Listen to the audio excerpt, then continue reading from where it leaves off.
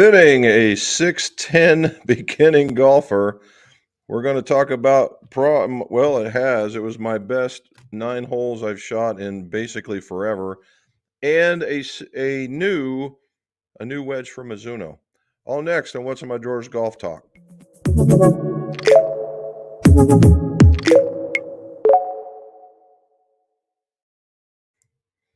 Welcome back to the Golf Shop. Jim McCleary here, and this is What's in My Drawers Golf Talk. Why What's in My Drawers? Because old club makers and club fitters are pack rats, and it's all about what's in my drawers over here in my fitting shop in my club repair area. So, and that's what we're doing. So we started out a long time ago now, and it's turned into quite the little community and question and answer session. So thanks you for the support, and thanks for coming. Okay.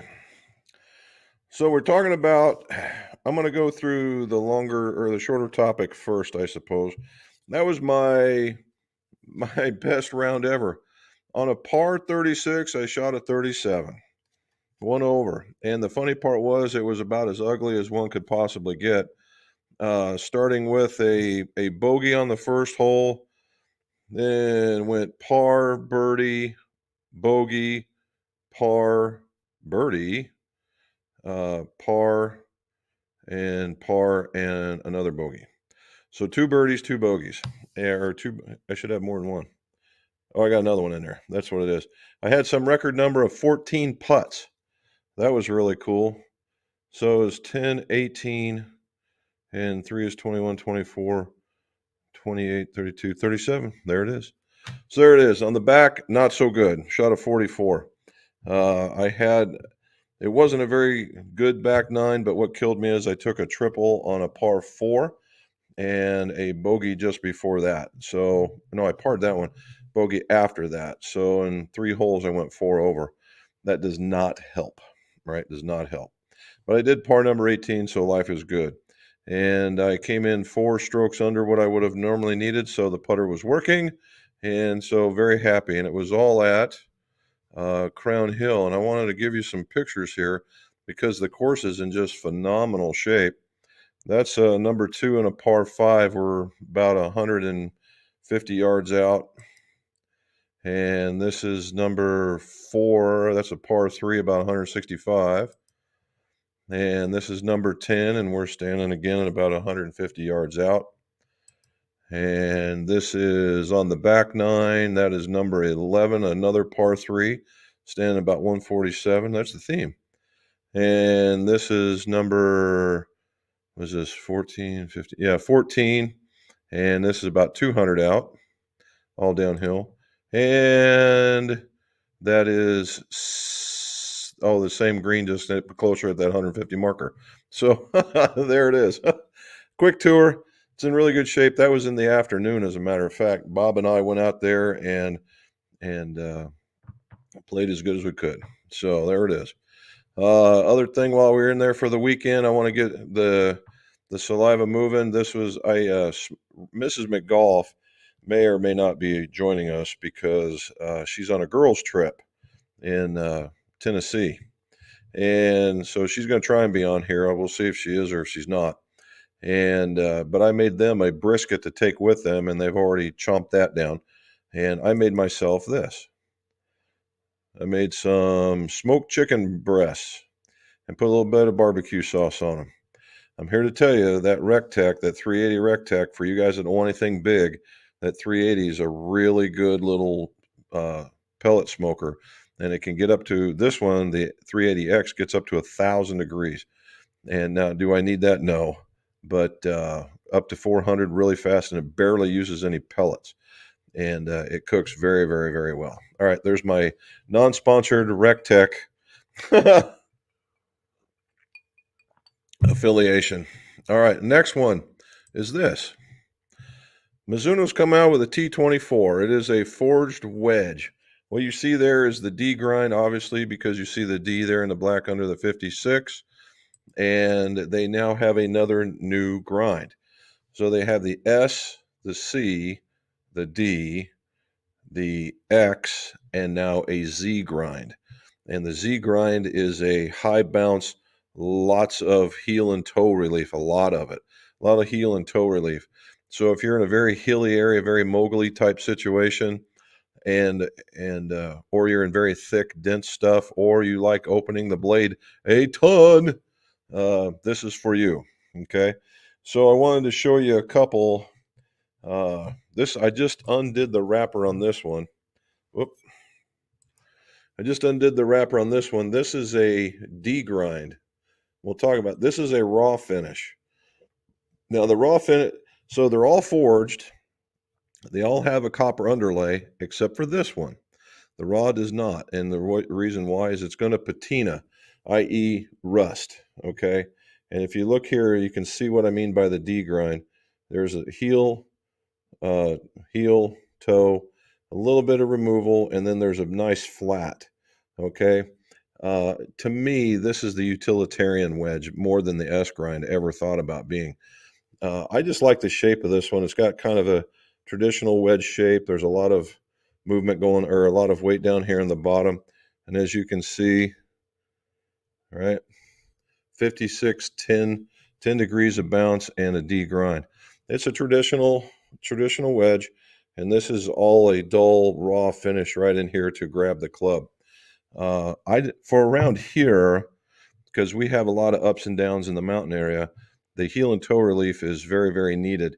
Now, the flat bottom is more of that escape the thick, rough kind of situation that we have around here. So if you're somebody who doesn't necessarily need to open it a ton, but might find yourself on an uphill or a downhill, something like that line, you may consider that, okay?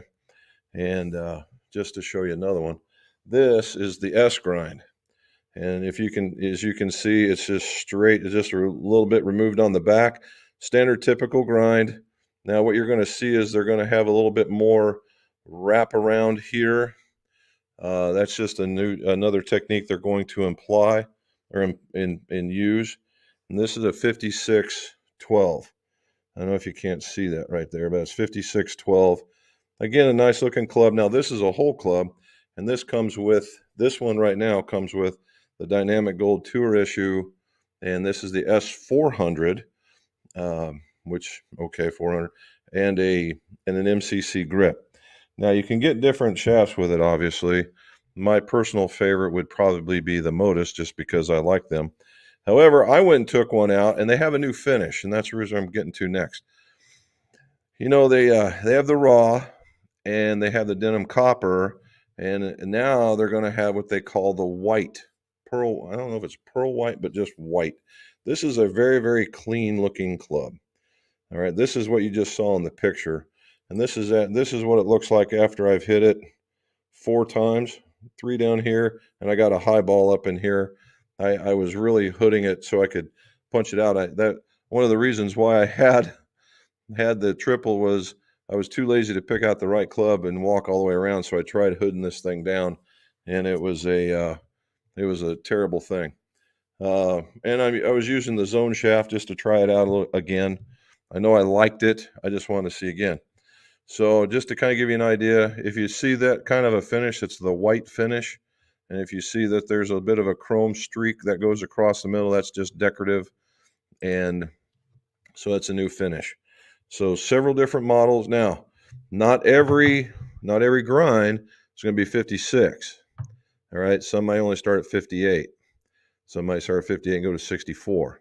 Some may start at 48 and go to 58. So you got to be very careful. Just don't think you're going to go on the internet and go get you a 56 of any one of those that you want. You need to go to Mizuno or go get fit, for that matter, and then see which one works for you, because each one of these grinds is specific to a particular swinger and to a particular environment of what you're going to play in. The D grind, I just think, works around here a lot. And so that's where we're at. Okay, back into the other one. 6'10". 6'10", second tallest guy I've ever fit. 6'10", tallest guy I ever fit was 7 foot. He was an NBA player. And this kid actually knew him. So now, being 6'10", as we all can imagine, has its challenges, getting in a car, getting clothes, doing anything like that. And getting golf clubs is no different. This gentleman he's just recently out of college, has a degree in sports management, and looking for a job. And, but as a present, he's getting a set of golf clubs. So we bring him in.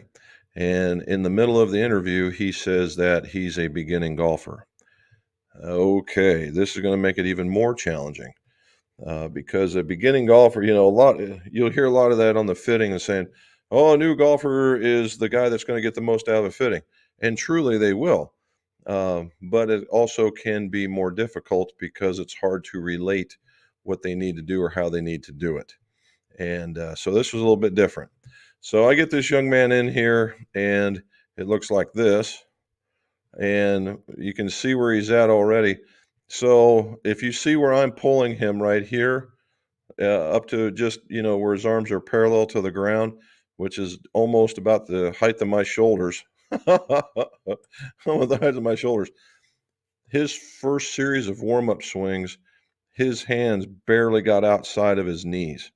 All right, he was just punching them, and that was all he was doing. He was not making full use of that height and that wingspan. He had like some sort of 7-foot wingspan. It was crazy.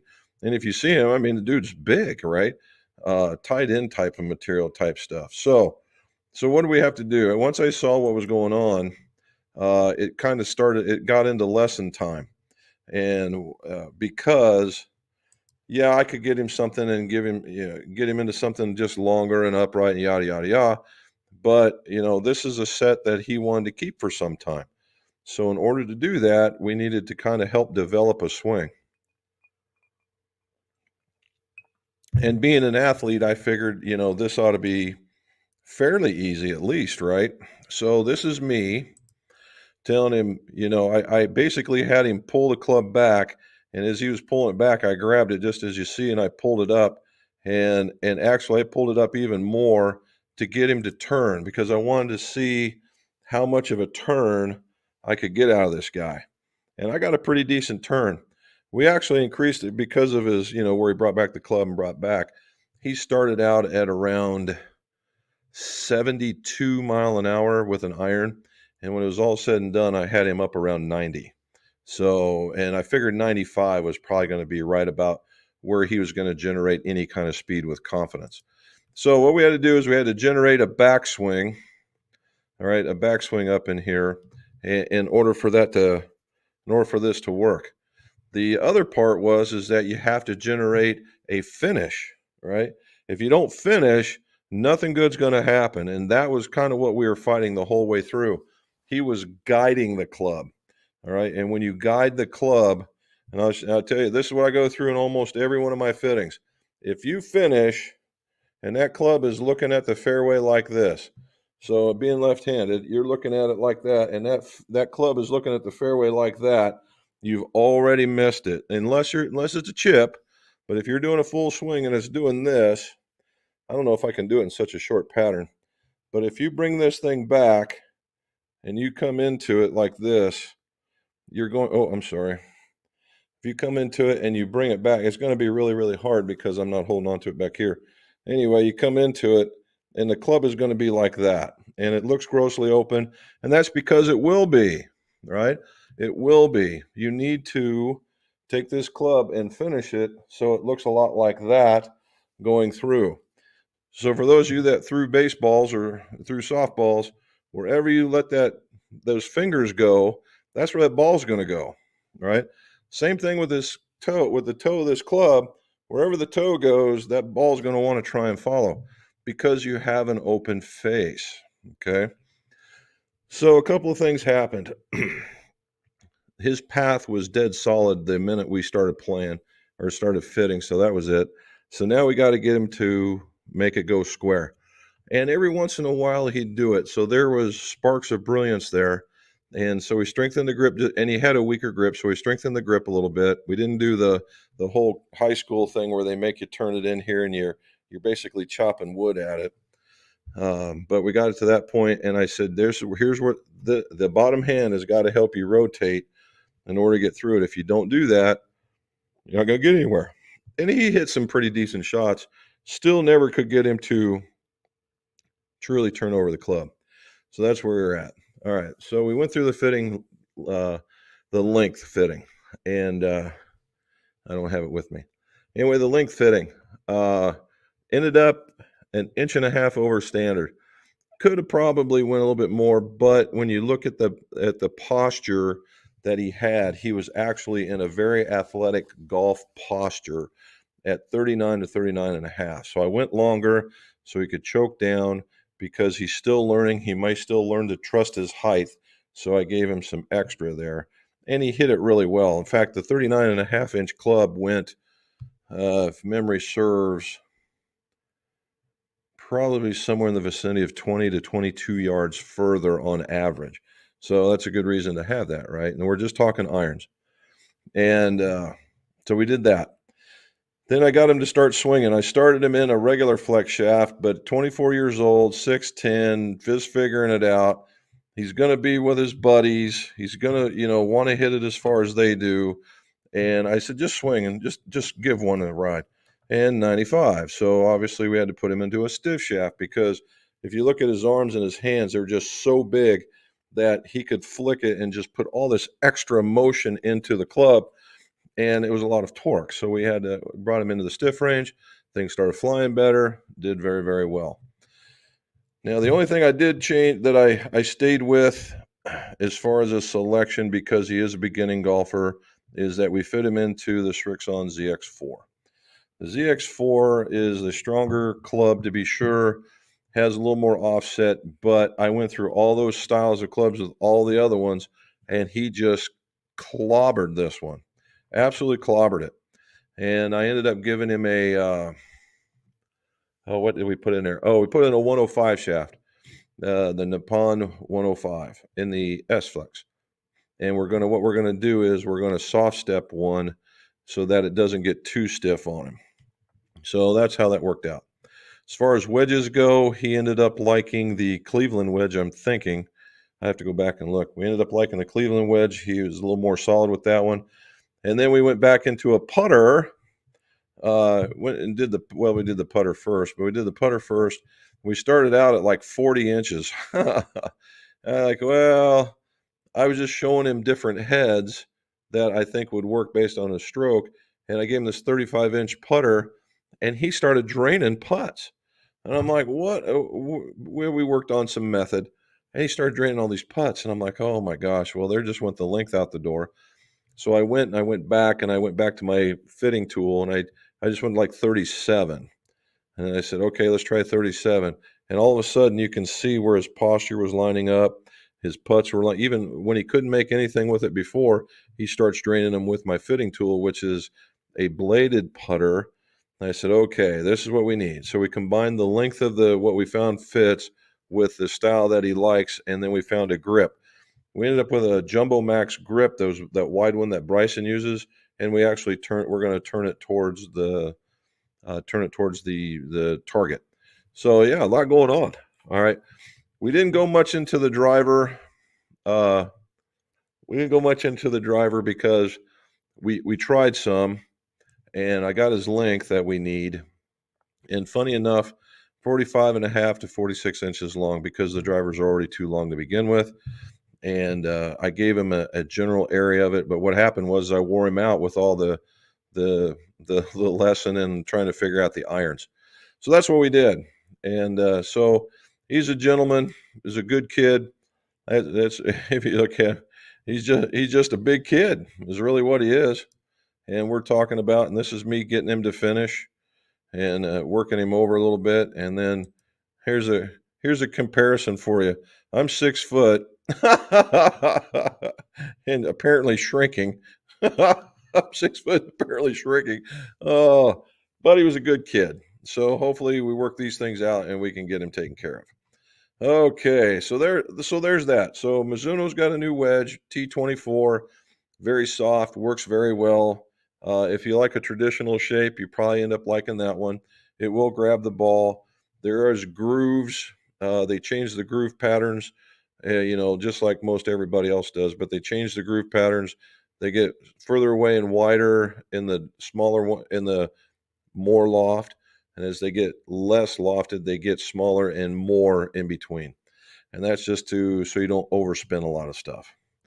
All right. The other one is that, hey, I did pretty good golfing on 9 holes. Wish I could put 2 of those together. That'd be nice. And then the last one is fitting a 610 guy does present challenges, particularly when they're brand new. All right, let's go see what we see. All right, doesn't look like Mrs. McGolf made it on. She called me just beforehand and said that her phone was dying. I got that, and she's at Margaritaville too, so the chances of coming out of that one alive is going to be small. All right, let's get started. Jim Anderson from Scotland. What do you say, bud? From Fife, Scotland, weather's been very wet soaked. Local muni last Thursday. Kinghorn finally got irons back, and the steel fibers. Good. Hopefully you're going to like those. The it's been today is basically a perfect day. It's 76 degrees. The sun is out. Just a slight breeze. I mean, it's a perfect golf day. And for a lot of the guys that are in the Ohio area that normally join that aren't, I understand completely because this is a beautiful day. Okay.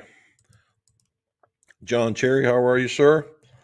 Hey, we're going to be going down to Pinehurst. I know it's not Myrtle Beach, but we're going down. Some folks from work are making a jaunt, so this ought to be fun. Terry Lockwood, hello there and everyone tonight. Hello, Terry.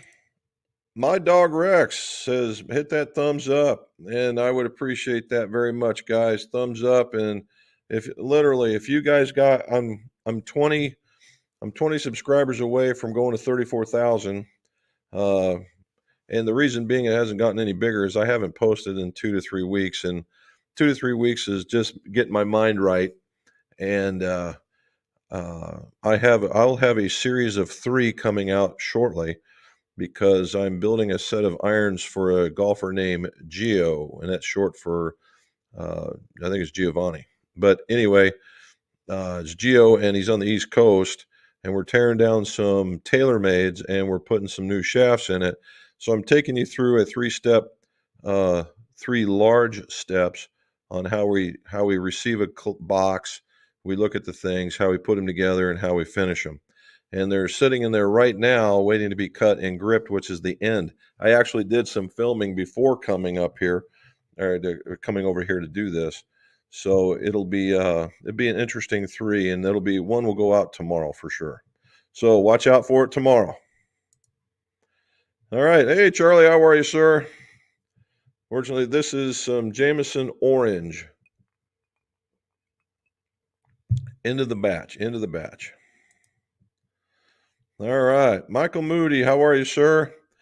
You have a 50-gram regular speeder on my TM2 Stealth and is a bit too light. Would I see a big difference with a 60-gram regular? Is it not worth it to make it a bit stiff, or would it be like a bit stiffer? No, you probably would notice a difference, actually. 10 grams, it's only going to be a swing weight heavier, maybe. The speeder, and you're right, when we add more stuff, it tends to get a little bit more stiff. But the speeder itself, if it's anywhere near close to a regular speeder, it's already stiff. All right. Speeders by nature are very, very butt stiff as it already comes out.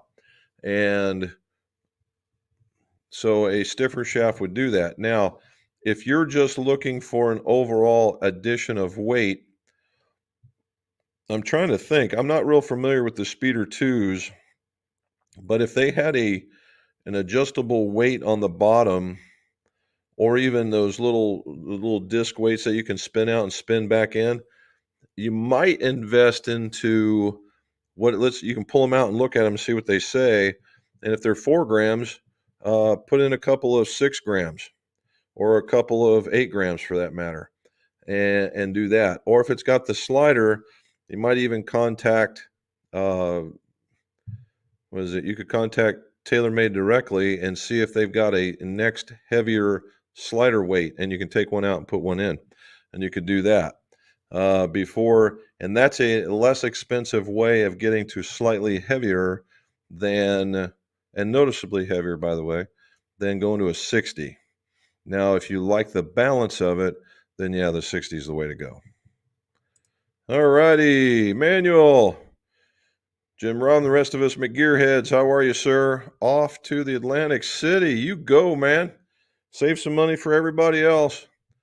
Scotland run, Eagles Landing, hope to play well, enjoy the golf. Well, today, or this week, looks to be a really nice week. It's next week that looks like it's going to be tough. So getting out there this week is the way to go. Ron D'Ambrosio, sorry. Hello, all. Charlie, excellent round. Thank you, Charlie. Appreciate it. This was the first round, Charlie, that I think I've found the middle of the club face and the irons in almost 10 rounds.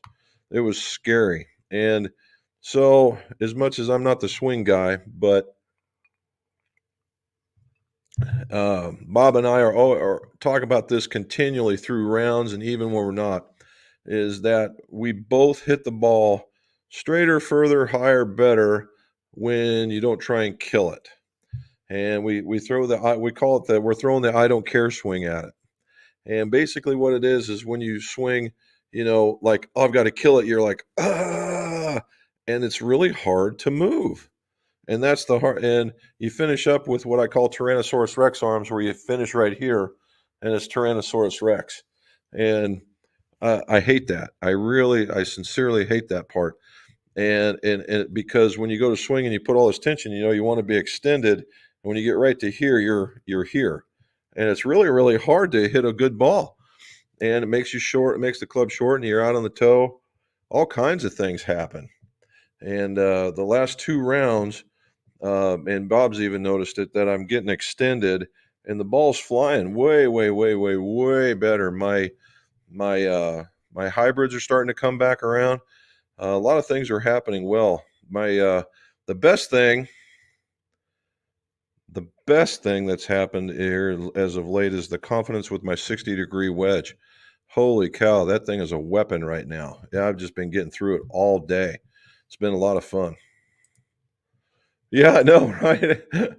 I saw where you did really well like that. I'm like, oh my gosh, if I could just, what was it Haney used to say, just try and avoid the triples, avoid the doubles and the triples, and you can actually walk away with a pretty decent score. And that's pretty easy. Like if you par every one of the holes, you don't have to worry about it. But yeah, if I could just, and he and I always talk about the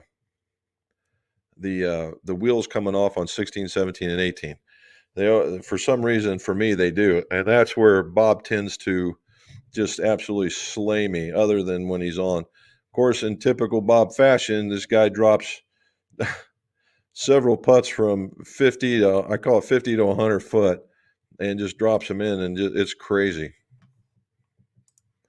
Emmanuel, what are we doing? When reshafting a steelhead with the fake bore through, plug fell out. Ooh.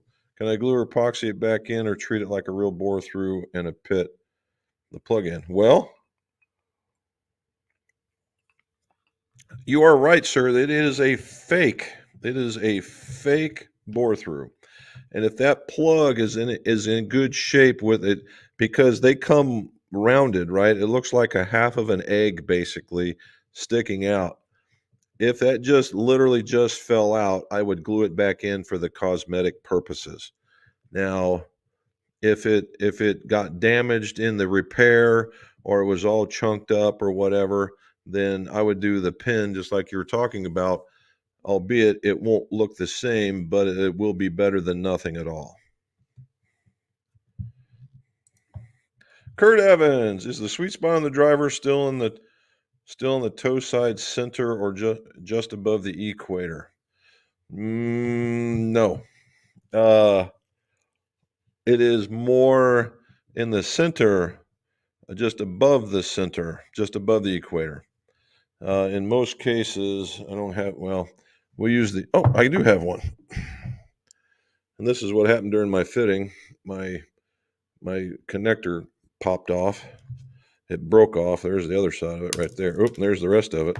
Alrighty, so we're talking is like right about here. No, it's more like right about there.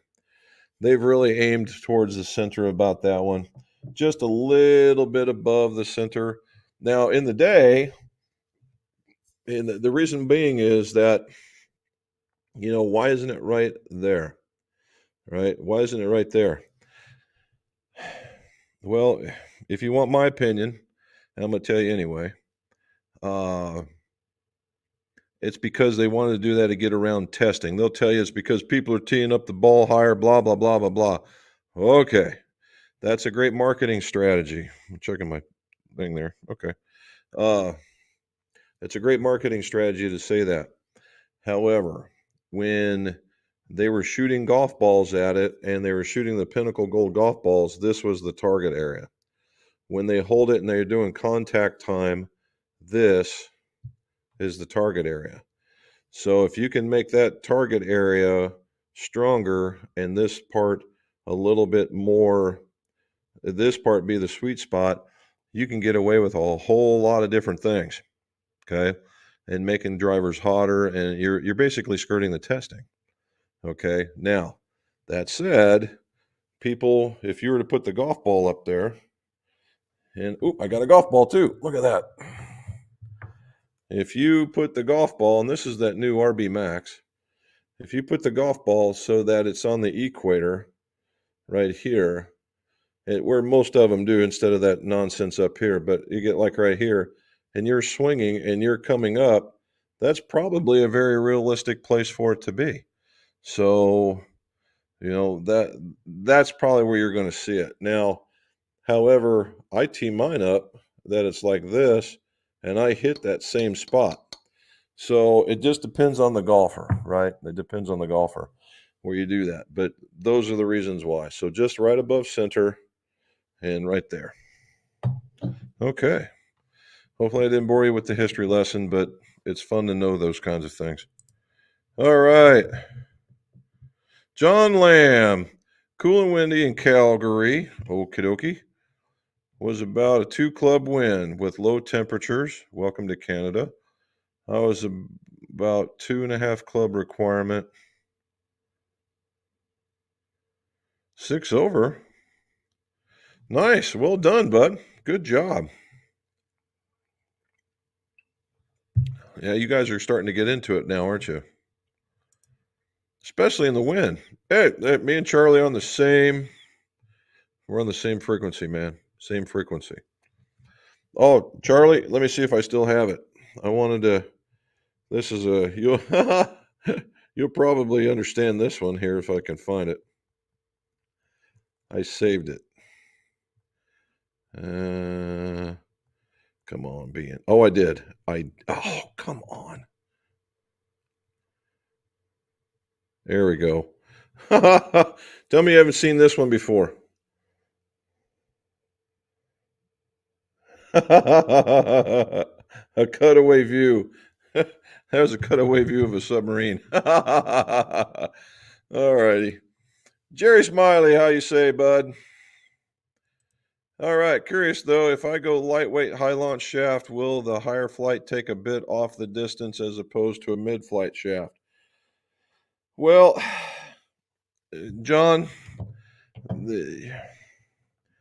honestly, and I think I'm in a category of a lot of other folks, is that the shaft itself is not going to be a tremendous changer of your ball flight. Okay. Will it change some of it? Yes. Okay. But again, and it sounded like you're sounding like is that, well, if I hit my ball like this, and I go to a high ball flight, it's going to go like that, and nothing could be further from the truth. You're going to go from mid and you're going to go to high, and it's going to go like that. All right. And that's what that's for. All right. Now, why is that? When you look at profiles for a higher flight, let's take KBS for an example. KBS in their Tour 90 is a high ball flight shaft. It is very, very butt soft, but is very, very tip solid. And what it is that you're bringing the whole club around and snapping it through, and you're going to get high ball flight. Okay. And if you're a smoother swinger, you will absolutely love this thing. Now, if you're an aggressive swinger, and I mean gorilla like, and you go, man, I really need high ball flight, and you go to put this thing in there, you're going to hate it because that club is going to send that ball in every which direction. So it's marrying up the profile to you, and then let's look at your attack angles and maybe adjusting lofts. But if anything, and just about anything, if you hit it higher and it comes out of the air a little differently, let's say it comes out of the air a little steeper, then yeah, you're going to lose some distance. If it hits higher and it flattens out and it comes down like that and it comes out a flatter plane, then actually you might gain something. All right. Manuel's congratulating. Yeah, I would agree too. All righty. RS from St. Louis. Nice. Yeah, yeah, I saw that meme. Was that you? That was a good one. The ITET.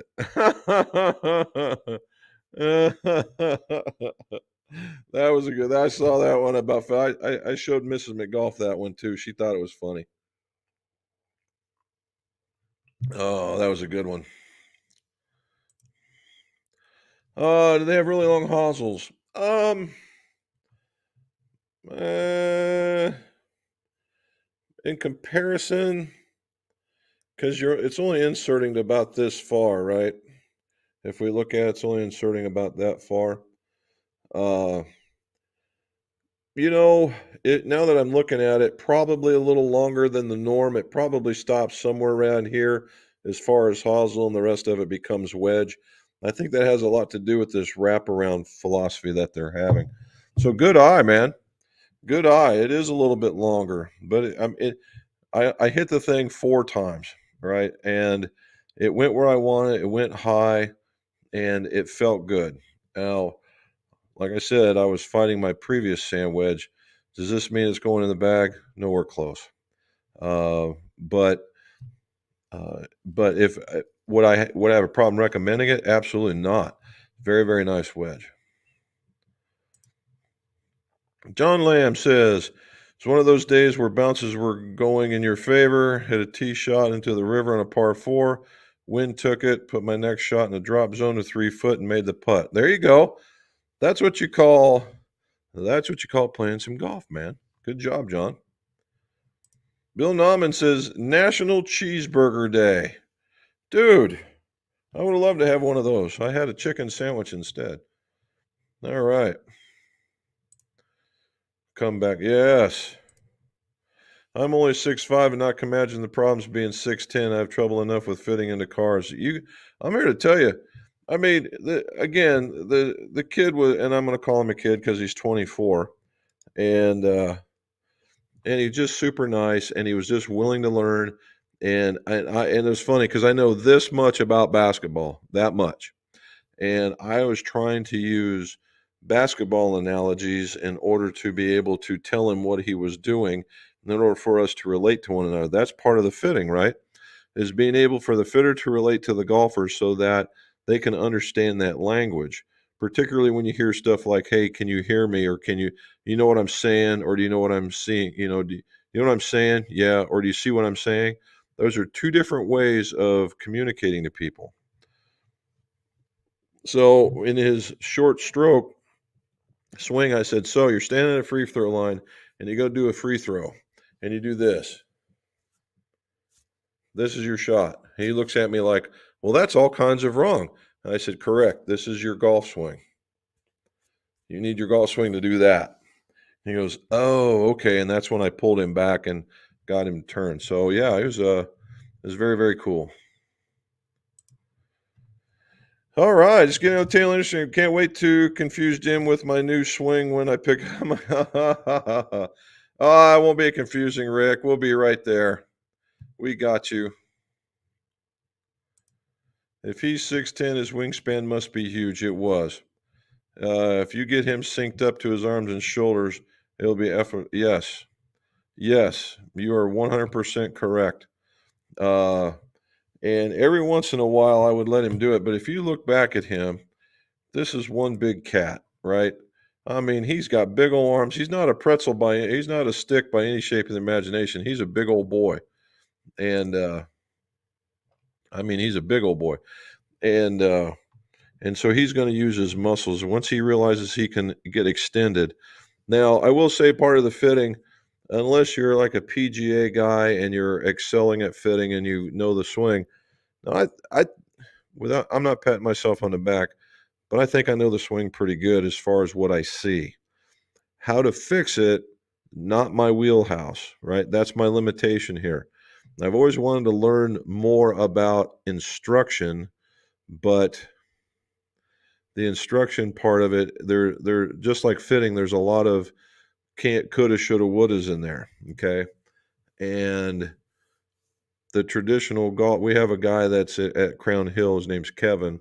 He's an excellent instructor. Very laid back. Knows all the ins and outs, how to get to where you want to go to those particular positions that I think you need to be in. And so I sent him to him to get him to that point. Once he gets to that point, I think these clubs will engage and he'll hit them very, very well. Oh, she made it.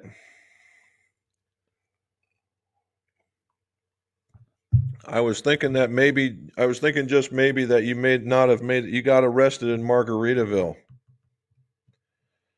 All right, look at this. All right, there we go. Hello, hello, hello, hello. See, even John, me and Charlie, we're on the same wavelength today. I mean it. We're right there. It's a Submariner thing. All righty. Steven, what do you say, sir? Murfreesboro. Hopefully I said that right. Tennessee. Went to the play the world am. I'd like to know a lot more about that. Labor Day, first 2 days, 85 temperature, field temperature 108. Third day, hurricane hit, got drenched. Last day was canceled. Yeah, we were paying particular attention to that. How did you like that, Stephen? I really do want to know about it. Was it number one?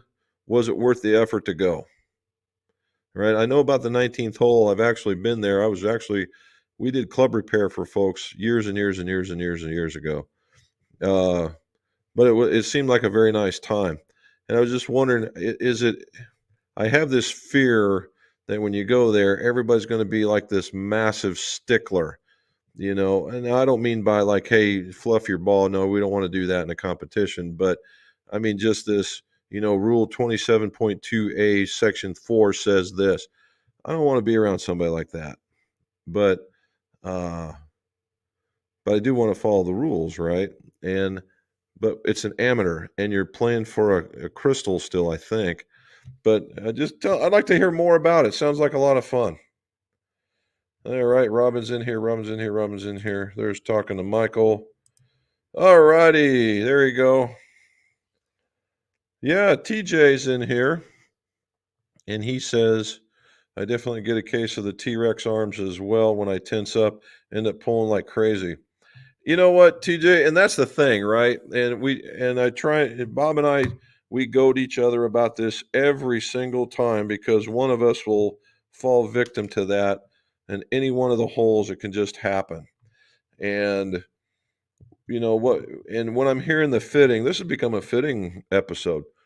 Uh, when guys, and this is mostly a guy thing, when they think you get in this foursome and they say, dude, you got to hit this ball hard, man. We got to get this ball out there. We need you one out in the yard there pretty far.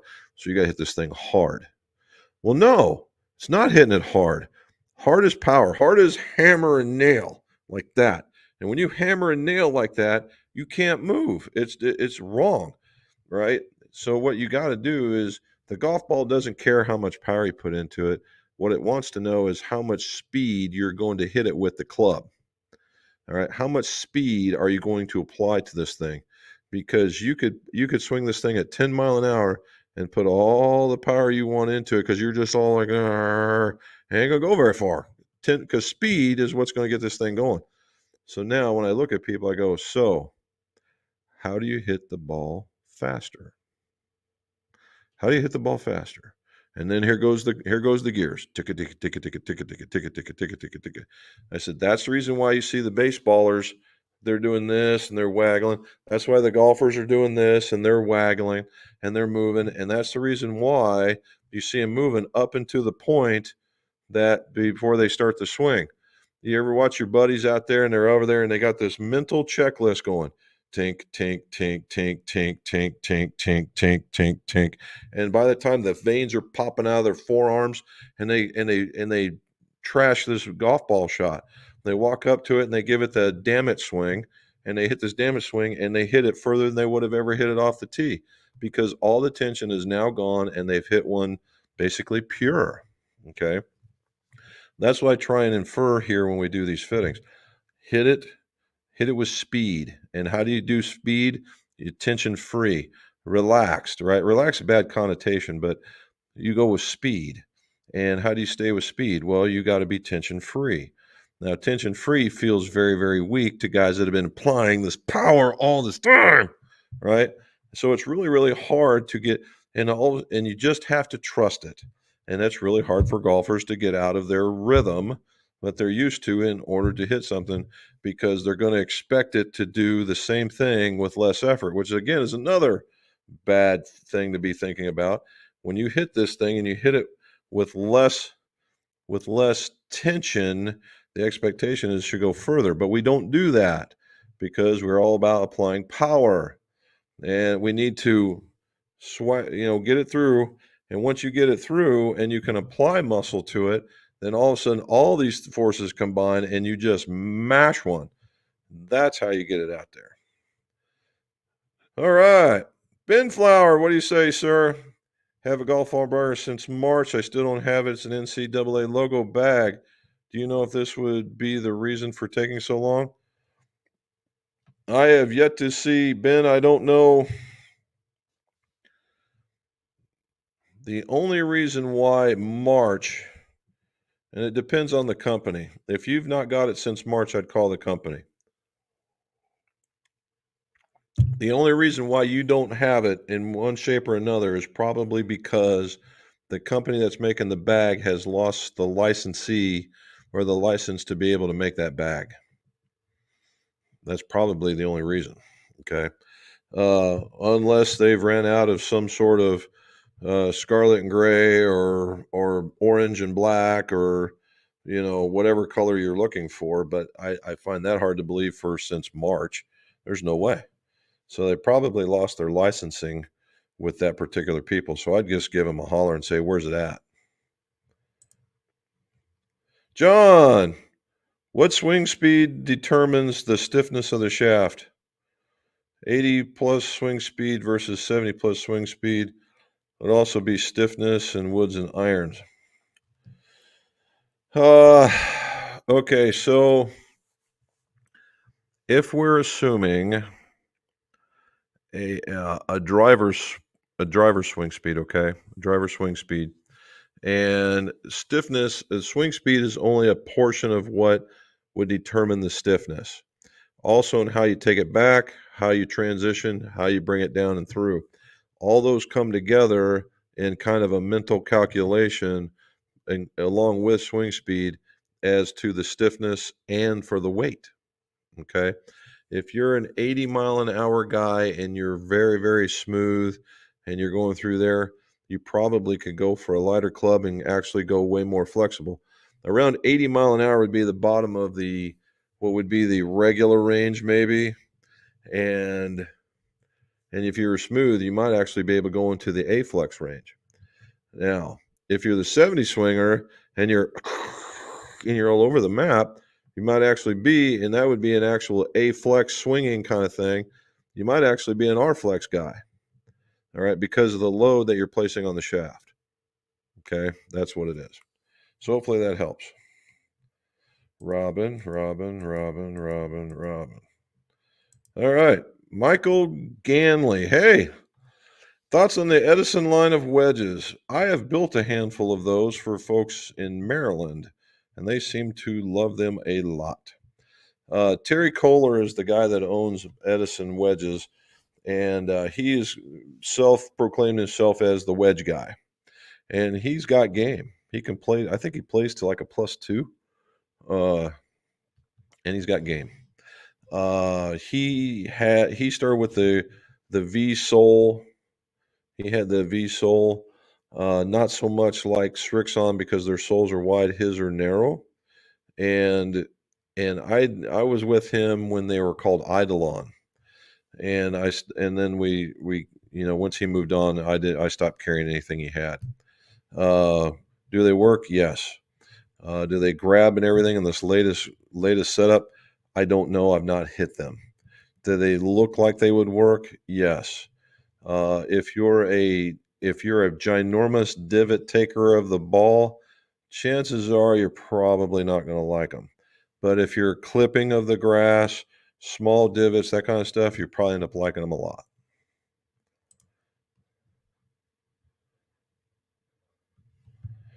Nice shot off the bat. Yeah, there it is.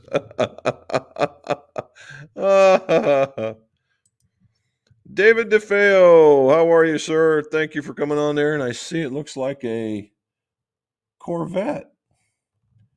And about a, what is that? About a, what? Not a 60s, maybe early 70s Corvette. Well done, sir.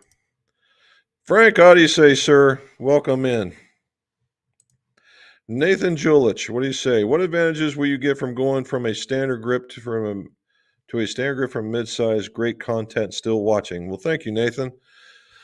In theory, if you go from a mid to a standard, and all this is catalyst. When I mean catalyst, when you switch, this is not the cause of, but it can help get to where you need to be. It's a catalyst, all right? When you go to a smaller grip, that means that you have more inclination to turn the club over or get it closed, okay? You might set it more in your fingers so that you can get the traditional golf grip and it will turn it over. It also, because of the way grips are made, will make the club feel just ever so slightly heavier because the standard grip will be lighter than the mid grip. But that's it. Now, also that you could, if your hands were made for a mid size and you go smaller, the club could turn in your hand because at the end of the round, this is not where the strength is at. It's right here. And if this gets tired, so does this. And all of a sudden it's letting go and you're now letting the club go and it's spinning in your hand and golf's not fun anymore. All righty. Joe Palace. Any information on the Altus CB regular? Thanks. Well, the Alta is a ping shaft and it's only a ping shaft, so we call it proprietary. CB means it's counterbalanced. And don't get hung up on counterbalance. It doesn't mean like it weighs 100 pounds over here and only one over here. It means that along the length of the shaft, this is probably not the best shaft to show you, but along the length of the shaft, that the balance points move from here to here. All right. And that means there's a little bit more meat or a little bit more something back here to make it go that way. And it's just little bit by little bit. All right. And the most popular reason for doing that is so you can make the club longer and it still feel lighter. All right. I like it because it makes the club feel lighter. And if you like a lighter club, you don't have to sacrifice weight. That's what I like about it. And the regular graphite, probably, it would be my opinion, and I'm sure my opinion alone, that Ping makes an excellent golf club. All right, let me start with that. However, their weakest part of their making of their golf club is in their shafts because they do these proprietary things. And a lot of cases, I will remove the proprietary shaft and put an aftermarket shaft in it and turn the thing into a weapon. All right. Just like he said, Scotty, what do you say? Well, a birdie barrage for me this week. 20 birdies, tied my lowest score of 66, done 30 plus years ago. Scotty, I'm wondering what about this friggin' you're killing me, man. It's gonna be hard to do this fitting. You're gonna be so good. Oh, wow. That is awesome. Well done, sir. All righty. All righty. Steven says, yes, it comes down to who you are paired with. Sometimes you get stuck with a stickler, but I've been there 4 years and only ran into 3 people like that. All righty. Very cool. All right. John Lamb, glad you made it, Robin. Just not the same without you. Hope you're enjoying the girls' outing. Ha ha ha. Last I saw, we were looking at a frozen drink machine, so that's either really good or really bad, depending on your situation. All right, doors are 6'8". You would have to duck every door. Can't imagine. Well, you know what? You're right. And the 7-footer I had when he came in, he had to do like this to get through. So that's just got to be just an absolute pain in the butt to have to duck every time you come through a door. All righty. What are they fix on the shaft when we cut them down? How's it fix balance? And yes, it will need help mainly on longer clubs, way behind in tech. Okay. Scotty, when cutting them down, it just depends on what we're doing to it, right? There's just only so much you can cut from the tip in order for the club to still maintain its work. Because if it's parallel, there's a larger parallel section and it's meant to be trimmed for each one of the irons and to be trimmed in line, so to speak, in order to get where you need to be for the shaft to work that way. Then in the back end, you're trimming for length. Now, the argument there can be, and this I'm going to get super nerdy, so stay with me, that you remove stiffness as you remove butt section uh, on there because that's the stiffer part of the club. However, you have to remove tip section in order to make butt section stay up there. There's a lot going on in that statement. However, the bottom line is shafts are made to be played in a certain way, and they get trimmed in a certain way, regardless of how much I trim off the butt. For instance, these Axiom shafts that have just come out, they only get trimmed 0, ½ inch, 1 inch, period. That's it for the tall, the mid, and the shorts. Now, if you want to trim more off or stay within that 1 inch, okay, but no more than 1 inch because these tips are only going to have just about enough to put back into the club, and then it'll stop being a shaft and it'll be more of a rod. So you got to be careful with that. All righty. The men I was paired with in this were a great group of guys. One day, paired with a retired Navy corpsman. The next, a sergeant in the Army and a doctor on another day. We're all a great group of guys. Well, good. Makes me want to try it out. Jim always played Pro Vs and decided to try a softer, lower compression ball to gain some distance. Driver speed 80 to 90. Yeah, okay. I'm old. Yeah, I'm not going to be laughing. I'm going to be right there sooner or later. But I lost yardage, so back to the Pro Vs. Well, it would depend on which golf ball. Now, the Pro V is a great golf ball. It's number one out there for a reason. And it depends. So if you're coming down at a steep angle of attack, a softer golf ball will probably overspin.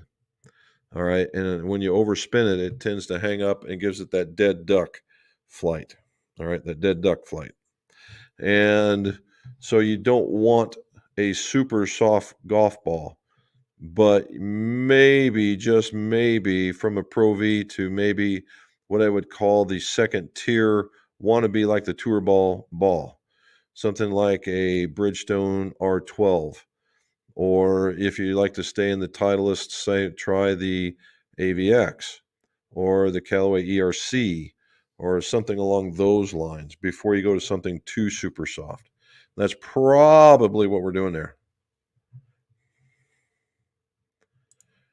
Just saw a bear in the driveway.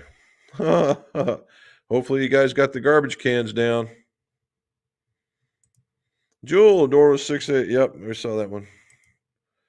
Playing Jumbo Max mid-sized non-taper grips these days have been remarkable. Enlightened once and got to use them and found them in the proper position for buying big mitts. Good for you. He ended up liking the largest.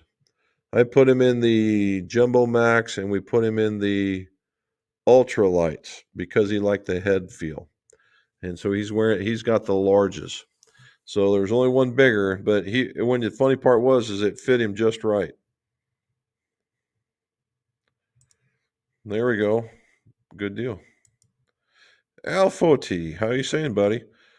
Do you know which shaft brand models are spineless and how that's even possible? That is a tough question. Okay.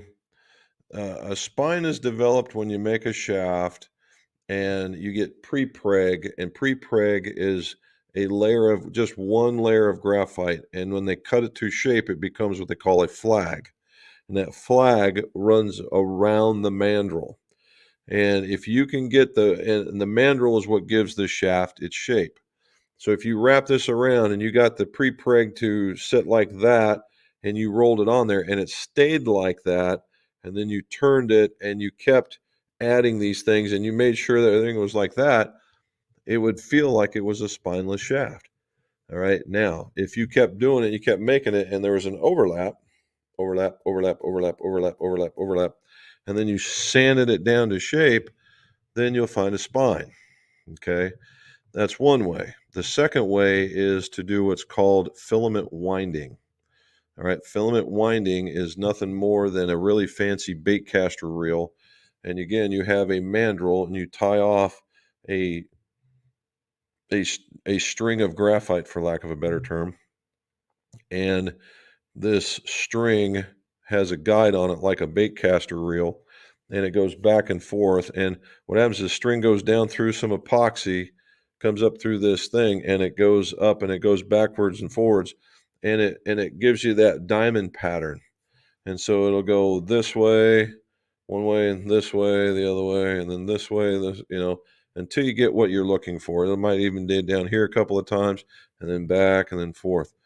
And then what you do is, to kind of give it that cool look, is once you got it sanded, you'll have that diamond pattern, and then you dip it in either whatever color that you like, and then you clear coat it. Then that the paint with the clear coat is thin, and it gives it so that pattern shows through. It's really kind of neat. So that's where you would get those. All right. We duck through the hatches on the boats. Kinds of becomes a habit until you don't, and you wreck your shoulder, which I've done a few times. 20 birdies, 4 rounds. Doesn't sound like you need any tech. That's kind of where I was going with it, Charlie. It'll be interesting. I'm sure this is going to be anybody who's got a chief as a son or a future chief as a son. This is going to be fun to be. There it is. This is going to be a lot of fun. I guarantee it.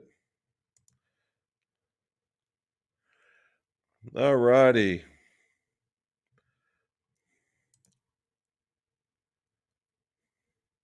Steadfast. I don't know how anybody can claim that other than if their manufacturing tolerances were very, very tight, but you never know. He's doing advanced electrical school, and his initiation 6 weeks worth. Advanced electrical school. He's a coner. Actually, advanced electrical school is very cool. Those are some smart folks. And there's where Charlie went to it too. Very cool. Look at that. With Charlie's and him being an instrument guy, and went to great mistakes, as I like to call it, because I went there too, but not for that. I was a snipe. That gets us down to the end at 6:34. Look at that. So again, guys from all around the world, we got Scotland in there, we got all over the U.S., both coasts. It's been awesome. It was a pretty good discussion. Got to talk about some good topics. Mrs. McGolf got to talk to us for a while. It's all good. So keep your eye out. There will be a video on some club building. You saw this guy. Well, not this one in particular, but that. We're going to do a review on those. And we're into the silly season, so we'll see what kind of new stuff is popping in and through. Okay, guys, if you know anybody, let them know about the McGolf channel so that we can gain more subscribers and spread the word and let them know and get informed. That's always the good thing. And as always, let's see your scores. Go low.